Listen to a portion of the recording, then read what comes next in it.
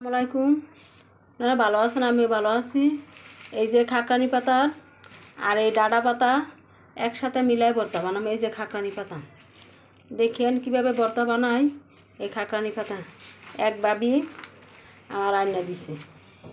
এই দিন এই ডাঁটা পাতা ফ্রিজে রাখছি, তো এই কারণে এগুলো ভর্তা বানাম। আজকে পাতা বাদ দিতে আসছি আর ডাঁটা পাতা একসাথে মিলাই ভর্তা বানাম।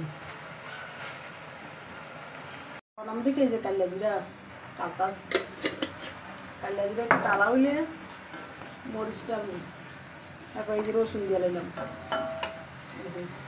এই যে রসুন, তারপরে মরিচ,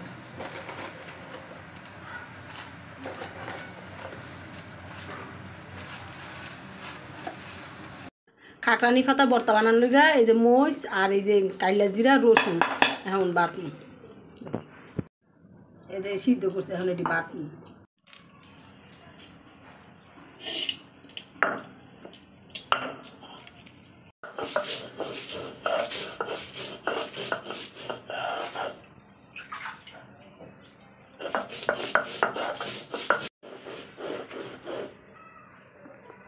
এখন এই খাকরানি পাতাটি বাটুন।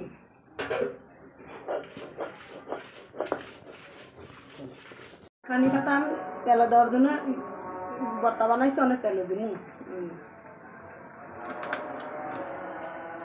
তারপরে এই যে পেঁয়াজ লাগে,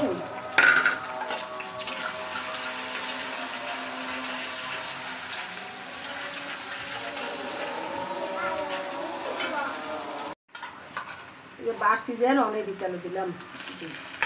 রসুন, পেঁয়াজ, কালিয়া জিরা একসাথে। এই দেখেন আমার ভর্তাগুলি খুব সুন্দর হয়েছে, অনেক খাইতে মজা। গরম ভাত খাইলে আপনি 2 প্লেট ভাত খাইতে পারেন। এমনি বানায় খাইয়ে দেখেন, বলে অনেক স্বাদ হয়েছে ভর্তাগুলি। দেখছেন অনেক সুন্দর হয়েছে। এই দেখেন, যদি ভালো হয় কমেন্ট করে জানেন, আর যদি ভুল হয়